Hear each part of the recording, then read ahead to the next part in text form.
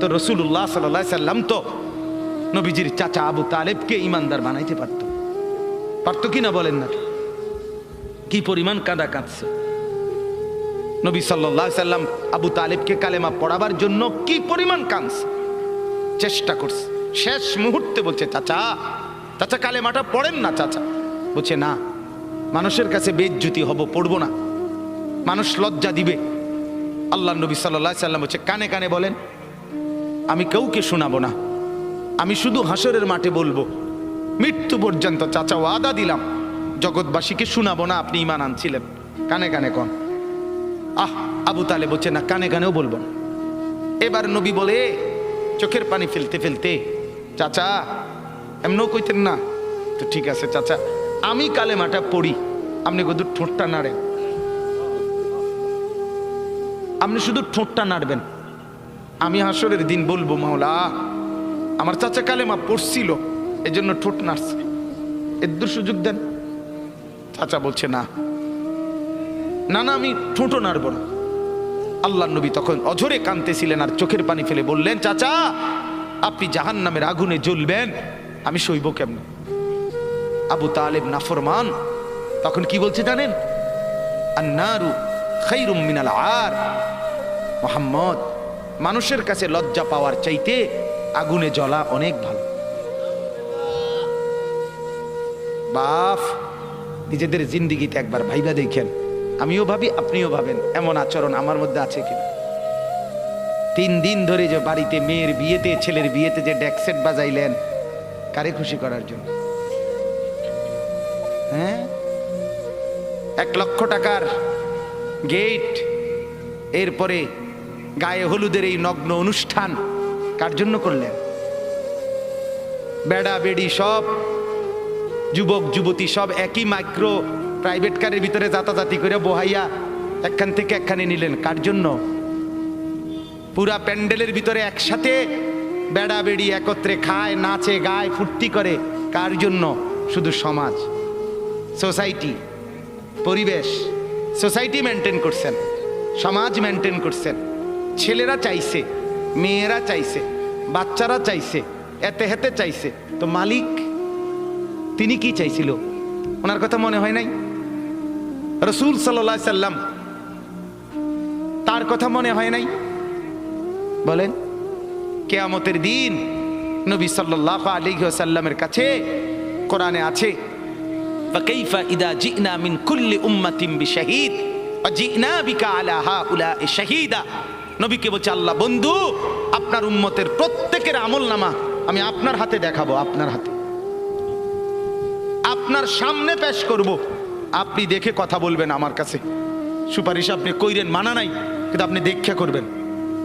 রাসূলুল্লাহ সাল্লাল্লাহু আলাইহি সাল্লাম যদি হাসরের ময়দানে এরকম আমলনামা খুলে উল্টায় আর পৃষ্ঠার পর পৃষ্ঠা দেখে, ফজর নাই, জোহর নাই, আসর নাই, মাগরিব নাই, ঈশা নাই, শনিবার রবিবার, মদ জুয়া, অবৈধ উপার্জন, গান বাদ্য, নাটক, সিনেমা, জিনা, ব্যভিচার, বেহায়া, বেপর্দা, সব উল্টায়।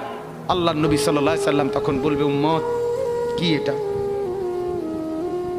উম্মত, আমার 23 বছরের এত চোখের পানির কথা একবারও মনে হয় নাই? কি আনছো এটা আমারে? উম্মত, তুমি জানো না আমি যে তায়েফের পাথরের আঘাতে পুরা পিঠ চালনির মতো ঝাঁঝরা বানায় ফেলছে আমার? শোনো নাই তুমি?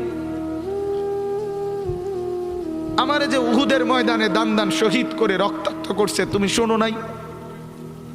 আমি যে 14 দিন পেটে ক্ষুধার তাড়নায় পাথর বাঁধছিলাম, উম্মত তোমার মনে নাই? একবারও শোনো নাই আমার ক্ষুধার কষ্ট, আমার পিঠের ব্যথা, আমার দাঁতের ব্যথা, আমার কাঁধে 2টা কড়া ঢুকে গেছে? উম্মত, আমার ঘরে 3 মাস আল্লাহর নবীর স্ত্রী আয়েশা বলছে, আল্লাহর কসম উম্মত, নবীর স্ত্রী বলছে 3 মাস 3টা সূর্যাঁদ উঠছে, ডুবছে, রাআইনা হিলালান সুম্মা হিলালান সুম্মা হিলালান, 3 চাঁদ 3 মাসে নবীর 9 জন বিবির কারো ঘরে আম্মা জান আয়েশা বলে 1 ফোঁটা চুলায় আগুন জ্বলে নাই। মা আওকাদাত ফি আবিয়াতে রাসূলিল্লাহ নারুন, নবীর একজন বিবির ঘরেও আগুন জ্বলে নাই। আল্লাহ নবীর স্ত্রী আয়েশা একদিন বলছিলেন নবীকে, পিঠে হাত বুলাইয়া, ইয়া রাসূলুল্লাহ, স্বামী আপনার পিঠ ছিদ্র ছিদ্র কেন, পুরা পিঠ চালনির মতো ছিদ্র ছিদ্র কেন? আপনার কি ছোটবেলায় বসন্ত রোগ হয়েছিল, গোটা হয়েছিল? আল্লাহর নবী চোখের পানি ফেলে বলছে, আয়েশা তুমি জানো না আমার এই পবিত্র দেহে তো কোনোদিন মশাও বসে না, মাছিও বসে না, পোকা বসবে কেমনে? আমার পবিত্র দেহে তো হাঁটলে মেশকের গ্রান বের হয়, আমার পেশাব পায়খানাও তো কোনোদিন জমিনের উপরে 1 সেকেন্ড থাকে না, মাটি ফাঁক করে ভেতরে নিয়ে যায়, সেই আমার গায়ে গোটা হবে কেন? আয়েশা এগুলো আমার তায়েফের পাথরের আঘাতের রক্তের দাগ।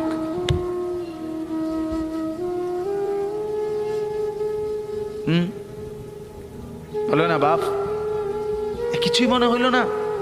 এভাবে ভুলে গেলেন, ভুলে গেলেন?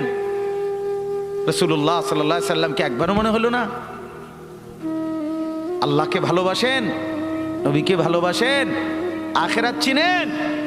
এই বাপ, আমি আপনাদের সন্তান, আমার বাবা আপনাদের মহল্লায় 43 বছর এই বড় মসজিদের ইমাম ছিলেন, একদিন 2 দিন না। আমি এই মাটিতে বড় হওয়া ছেলে, এই প্রাইমারি স্কুলের ছেলে, এখানেই বড় হয়েছি। এরা সব আমার আপনজন। আমি আমার আপনজনদেরকে শক্ত করে বললাম, আমি যদি কারো ভাতিজা হই আপনি আমার চাচা, আমি চাই আমার চাচা যেন হয় জান্নাতি। আমি যদি কারো নাতি হই আপনি আমার দাদা, আমি চাই আমার দাদা যেন হয় জান্নাতি। আমি যদি কারো ভাই হই, বন্ধু, তো আমি চাই ভাই 2 ভাই মিলে একসাথে হই জান্নাতি। আল্লাহ তোমাকেও তৌফিক দেন, আমাকেও তৌফিক দেন। দোয়া করি বাপ, দোয়াও চাই।